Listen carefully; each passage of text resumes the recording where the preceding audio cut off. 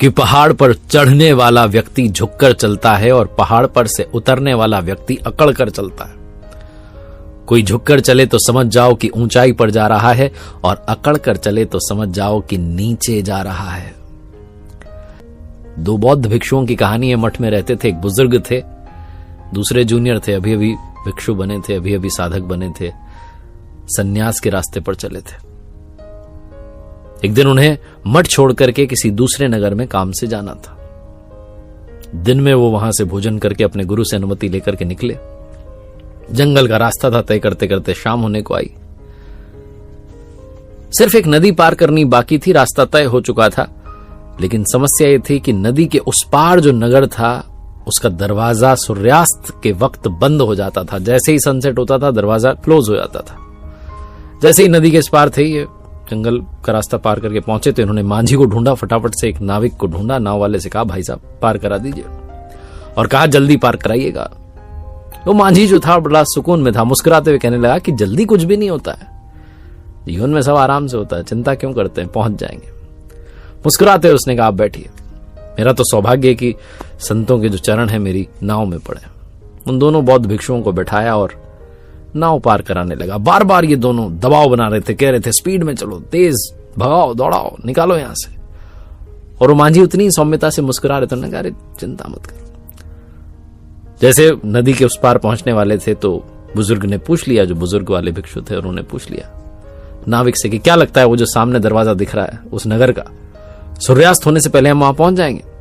क्योंकि अगर नहीं पहुंचे सूर्यास्त से पहले तो दरवाजा बंद हो जाएगा, हम नगर में प्रवेश नहीं पाएंगे, जा नहीं पाएंगे अंदर।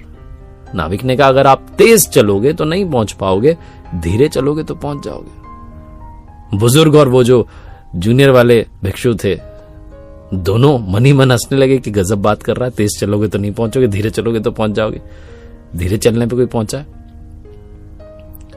नदी के उस पार पहुंचे और जैसे ही नाव में से उतरे दौड़ के भग करके चलने लगे, तेज तेज तेज तेज।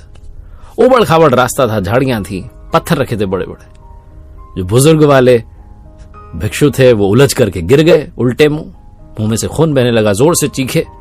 तो जूनियर वाले ने पीछे पलट करके देखा, कह रहे मेरे जो सीनियर हैं, गुरुजी हैं, ये तो गिर गए। उसके मन से वो ख्याल तो चला गया कि जाना है वहां जाकर के नगर में प्रवेश पाना है। उसने कहा पहले इनका इलाज कराना, उपचार कराना है। आवाज दी नाविक को, बुलाया मांझी को कि आओ मदद करो। मांझी आया, आकर के कहने लगा कि मैंने बोला था तेज चलोगे नहीं पहुंचोगे, धीरे चलोगे पहुंच जाओगे, आपने समझा ही नहीं। वो जो नए नए बने थे भिक्षु, उन्होंने कहा अरे पहले इनको लेके चलो गुरुजी को, इनको ठीक करो।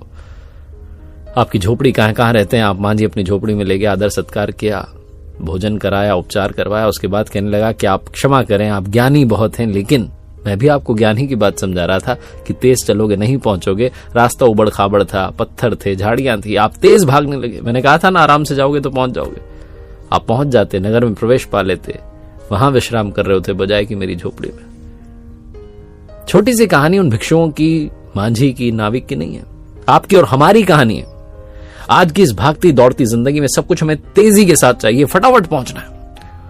हम भूल जाते हैं कि संतुलन बना के रखेंगे और धीरे धीरे चलेंगे तो रास्ते का भी आनंद लेंगे और मंजिल तक भी पहुंच जाएंगे। लेकिन हम इतनी तेजी दिखाते हैं, इतनी तेजी दिखाते हैं कि ना तो रास्ते का आनंद ले पाते हैं और ना मंजिल तक पहुंच पाते हैं। इसलिए हड़बड़ाहट जो है उससे अपना पीछा छुड़ाइए और संतुलन के साथ बैलेंस बनाते हुए हर पल को एंजॉय करते हुए जीवन को जीना शुरू कीजिए।